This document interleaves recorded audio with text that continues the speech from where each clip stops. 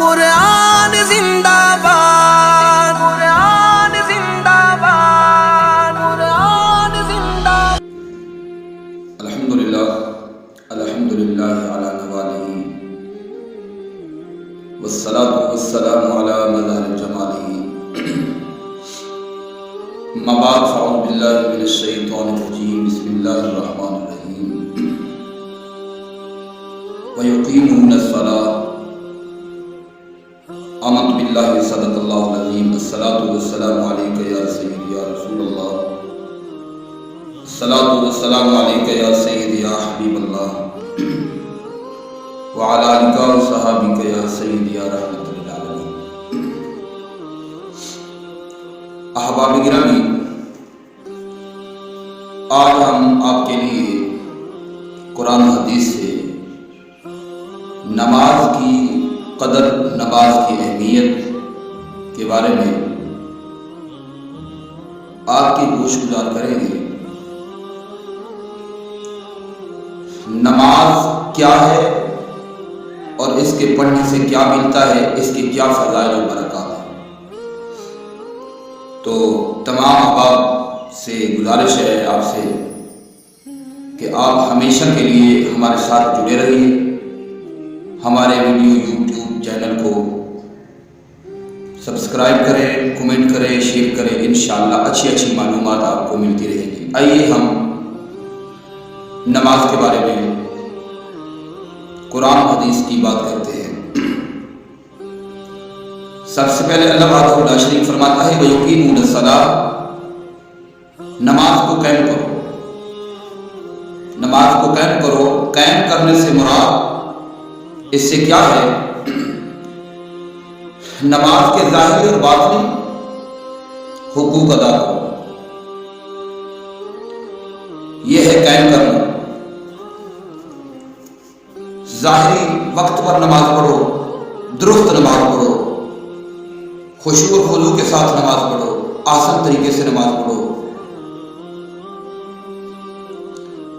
جس طرح کی نماز پڑھنے کا حق ہے ایسے نماز پڑھو۔ قرآن پاک اللہ تبارک و تعالیٰ کی لا ریب لا شک کا کتاب ہے۔ اللہ کا پاک قرآن ہماری رہنمائی فرماتا ہے۔ اللہ پاک فرماتا ہے قد تحقیق افلح المؤمنون، فلاح پا گئے وہ لوگ، کامیاب ہو گئے وہ لوگ۔ غور کر اس چیز پر، کامیابی کا دار و مدار کس میں ہے؟ نماز ایک ایسی اہم عبادت ہے، ایسی خاص عبادت ہے کہ معراج کی رات اللہ تبارک و تعالیٰ نے اپنے پیارے محبوب سرور کائنات صلی اللہ علیہ وسلم کو یہ تحفہ عطا فرمایا، اور حضور تشریف لائے اور میرے کریم آقا صلی اللہ علیہ وسلم نے آ کر اپنے صحاب کو نماز کا تحفہ دیا، اور ساتھ ہی حضور نے فرمایا میرے صحاب، میرے قیامت تک آنے والوں غلاموں، میری امتیوں، الصلاۃ معراج المومنین، نماز تو مومنین کی معراج ہے، الصلاۃ عماد الدین۔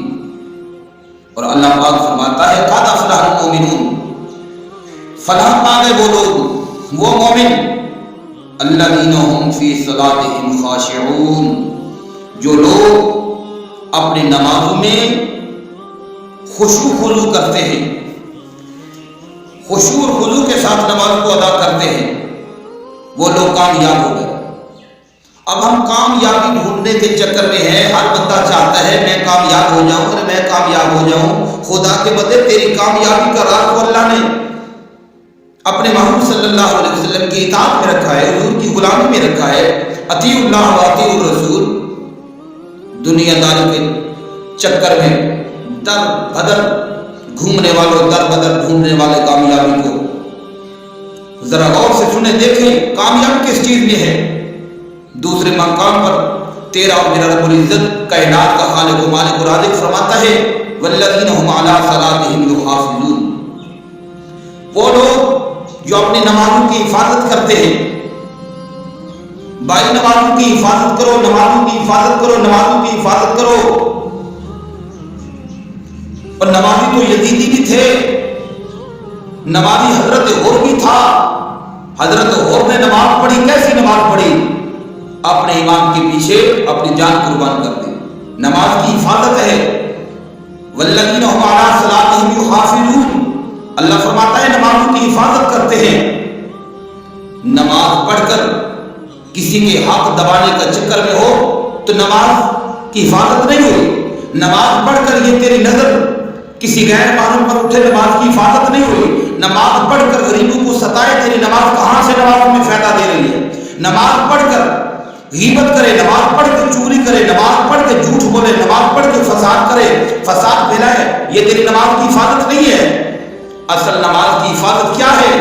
کہ تو نماز پڑھے تیری نظریں نیچی ہو، تو نماز پڑھے تیرے اندر ادب الحیا محسوس ہو، تو نماز پڑھے تیرے اندر حضور کے دین کی محبت ہو، تو نماز پڑھے حضور کی غلامی تیرے اندر موجود ہو، تو نماز پڑھے حرام سے بچے، غیبت سے بچے، جھوٹ سے بچے اور ہر برائی سے بچے۔ اس کو کہتے ہیں نماز کی حفاظت کرنا۔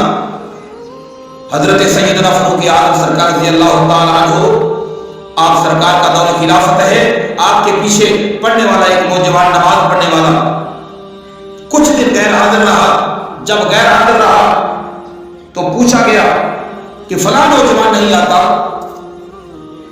تو حضرت فاروق اعظم سرکار رضی اللہ تعالیٰ عنہ کو عرض کرتے ہیں حضور فلاں بچہ جو تھا نماز پڑھنے کے لیے آتا تھا، آج اتنے دن ہو گئے وہ دنیا سے چلا گیا ہے، وہ تو فوت ہو چکا ہے۔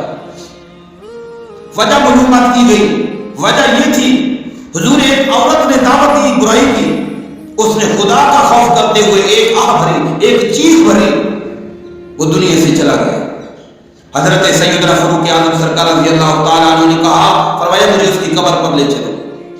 جب قبر پر لے گئے تو سیدنا فاروق اعظم سرکار رضی اللہ تعالیٰ عنہ نے پوچھا، بتا قبر والے نوجوان تیری کیا حالت ہے؟ تیرے ساتھ کیا معاملہ گزرا ہے قبر میں؟ تیرے ساتھ کیا معاملہ گزرا ہے؟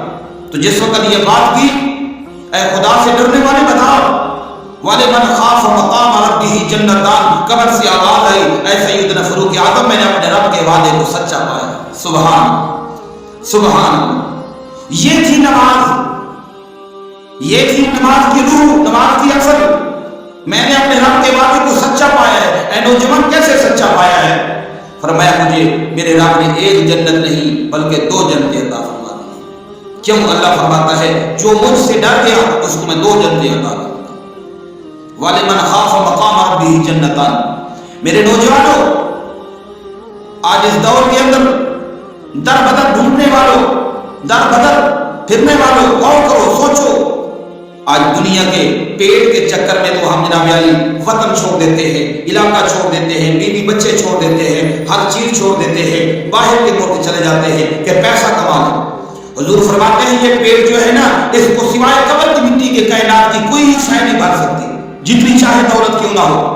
یہ حرص ہے، تیرا نفس لالچی ہے، یہ طمع کرتا ہے، یہ تیرا نفس جو ہے یہ مزید خواہش کرتا ہے۔ اللہ فرماتا ہے فخلف من بعدهم خلف اضاعوا الصلاۃ واتبعوا الشهوات، کچھ لوگ ناخلف لوگ ایسے آئے جنہوں نے اپنی شہوات کے پیچھے نمازوں کو چھوڑ دیا۔ یہ اللہ کا قرآن ہے، انہوں نے اپنی نمازوں کو چھوڑ دیا۔ فسوف یلقون غیا، اللہ فرماتا ہے ان قریب ان کو جہنم میں گرا دیا جائے گا، وادی غی میں گرا دیا جائے گا۔ نماز نہ پڑھنے والوں ذرا آپ غور سے سنو، غور کرو کہ کب موت آ جائے، کس وقت دنیا سے چلا جائے۔ آج حادثاتی موت عام ہو چکی ہے، کیا تم کو خبر نہیں؟ کیا تم بھولے ہو؟ کیا تم، قرآن فرماتا ہے افلا تعقلون، کیا تم عقل نہیں رکھتے؟ افلا تبصرون، کیا تم آنکھیں نہیں رکھتے؟ کیا تم کو خبر نہیں؟ کہاں ہے وہ بادشاہ، کہاں ہے وہ ہارون قارون جیسے، کہاں ہے وہ حامان جیسے جو دنیا کے بہت بڑے امیر تھے، دنیا کے بہت بڑے دولت مند تھے؟ آج جسے دیکھو وہی دولت کمانے کے چکر میں ہے، بس پیسہ ہو جیسا کیسا ہو، یہ ہماری حالت ہے۔ دولت کے پیچھے نمازوں کو چھوڑنے والوں، نمازوں کو ضائع کرنے والوں، ذرا غور سے سنو میری بات، کیوں نہیں عمل کرتے؟ کیا مرنا نہیں ہے؟ قرآن پاک اللہ کا قرآن فرماتا ہے، کیا فرماتا ہے؟ فرماتا ہے لیکن جو لوگوں نے نمازوں کو ضائع کیا ان کا کیا مقام ہوا؟ فسوف یلقون غیا، ان کو وادی غی میں گرایا گیا۔ اور پھر جو نماز پڑھتے ہیں ان کی شان کیا ہے؟ اللہ فرماتا ہے الا من تاب وآمن وعمل صالحا فرمایا جن لوگوں نے توبہ کی اور ایمان لائے، اعمال صالح کیے، اللہ فرماتا ہے یدخلون الجنہ، ہم ان کو جنت میں داخل عطا فرمائیں گے۔ ولا یظلمون شیئا، اللہ فرماتا ہے ان پر کوئی زیادتی نہیں کی جائے گی، وہ جنت کے بار بہاروں میں پھریں گے، وہ جنت میں کے حقدار ہوں گے۔ اس لیے تو کہتے ہیں بھائی نماز پڑھو، الذین یرثون الفردوس، اللہ فرماتا ہے ہم ان کو فردوس کا وارث بنا دیں گے، ہم فیہا خالدون، پھر نکالے نہیں جائیں گے، ہمیشہ کے لیے جنت میں رہیں گے۔ تو لہذا آپ سے گزارش ہے خدا نماز کی پابندی کیا کرو۔ نماز چھوڑنے کے کچھ سزائیں ہیں، کچھ وبال ہیں۔ جو نماز نہیں پڑھتا، بات کو ختم کروں، جو لوگ نماز کو ضائع کرتے ہیں، ایک تو نماز نہ پڑھنے کی نحوست یہ پڑتی ہے کہ اس کے رزق روزی سے برکت اٹھا دی جاتی ہے، اس کو جسمانی سکون اس سے اٹھا دیا جاتا ہے، اور دوسری نحوست نماز نہ پڑھنے کی یہ ہے اس کے چہرے سے صالحین کی نورانیت اٹھا دی جاتی ہے، اور ایک نحوست اور ہے کہ اس کی کوئی اس کا عمل قبول نہیں ہوتا، اور چوتھے نمبر پہ یہ ہے کہ اس کی کوئی دعا قبول نہیں ہوتی، اور پانچویں نمبر پہ یہ ہے کہ صالحین کے قوم میں سے اس کا کوئی